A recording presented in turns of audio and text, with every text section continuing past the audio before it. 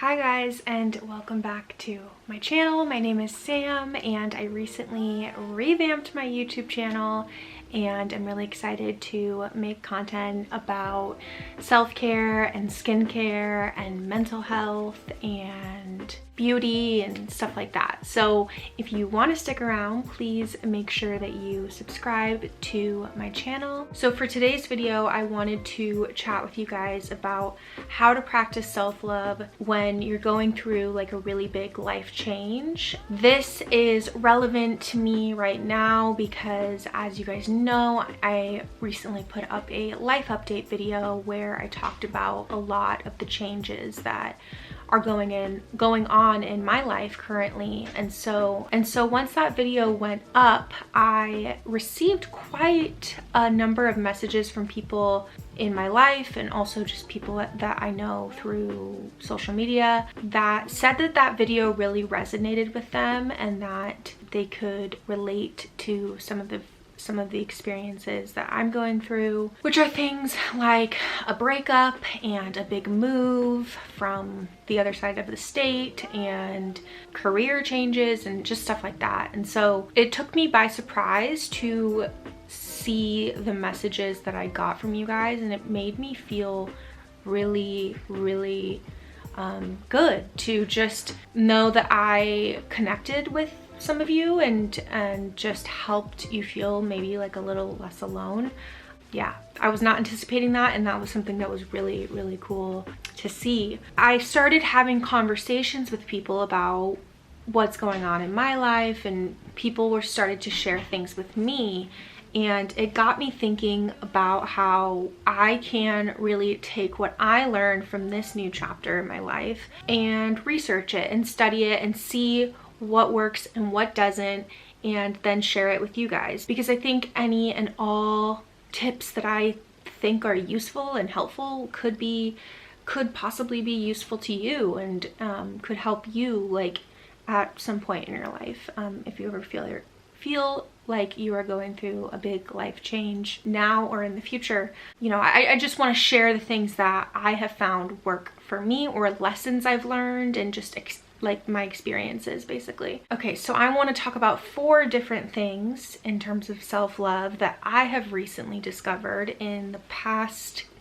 I would say 3 months, which is essentially the past 3 months have been when my big life change has taken place. And so I just wanted to reflect back on the past 3 months and talk about the things that I feel like, just reoccurring themes that I feel like have really popped up in my life. So the first one is trusting your intuition. Like I said in my life update, coming to the decision that you need to make changes in your life is not something that's easy to come to terms with. And you really have to deep dive into your intuition and trust your gut feelings. Gut feelings are crucial.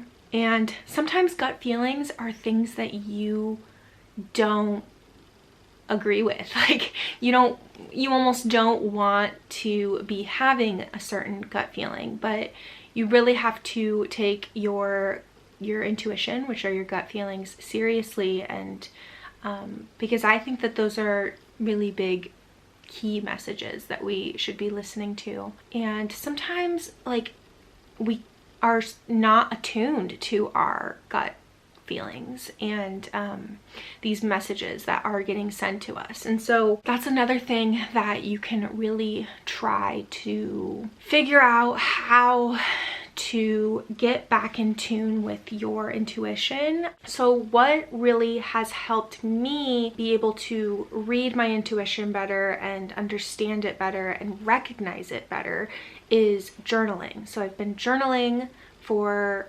a long time, many years, but I just recently picked it back up, and it's something that is really helping me be able to literally look back and reflect on my thoughts and understand the things that I'm writing down on paper, and you know, the things that are deep within me, and you know, because these are things that I'm obviously writing down on paper. These are things that are clearly deeper on my mind, on my soul, on my heart. And so I think it's just a really good way to better understand like how your brain's operating, really. Like it's interesting to flip back a few months or even like last week and see where your mind was and where you were at mentally. And it's a very great practice to incorporate, especially if you want to start better understanding your intuition. If you already know your intuition and your gut feelings, you should definitely be trusting them. Okay, so the second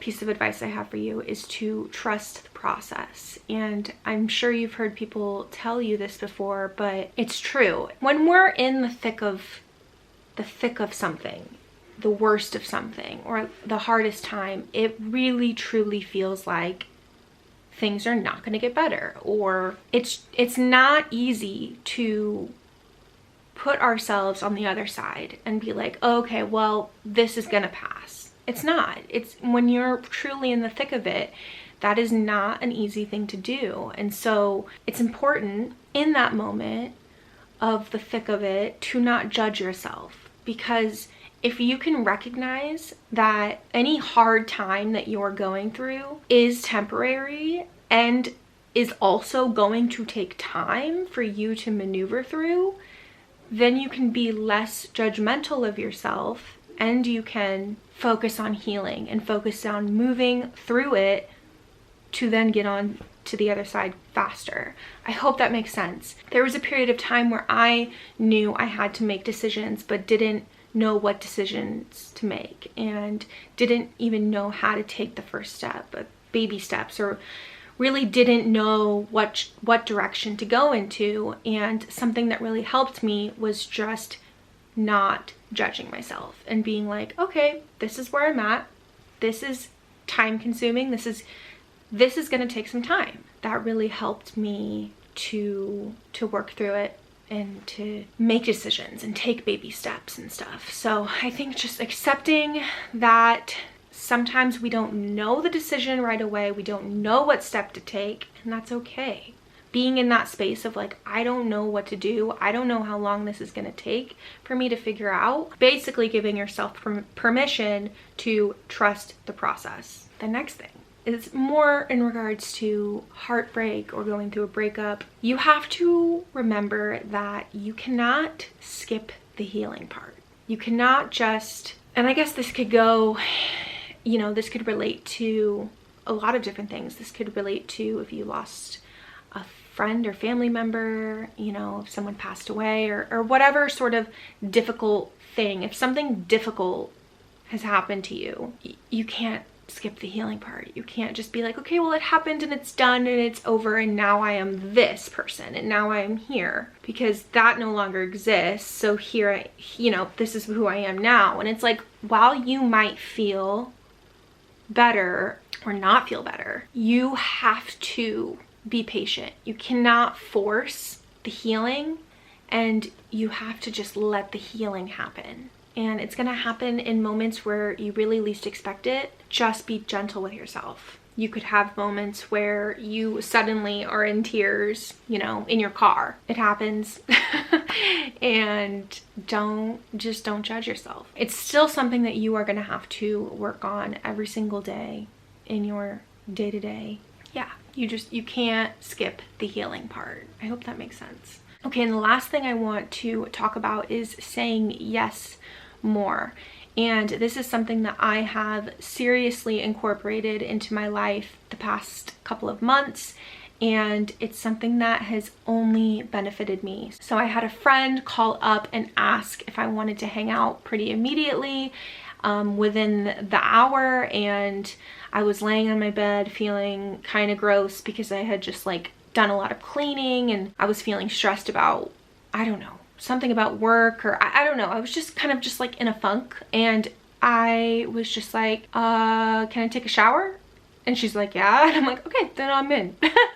So I just forcing myself to go out even when I didn't really want to. You know, we ended up getting dinner and we laughed so much, and like it was a great night. Like it was such a great night, and it's because I said yes. You know, like she called and it was a last minute thing, and normally I would have been like, I don't know, I'm not feeling good, I'm not, but just sort of like, oh, my dog is barking, sorry.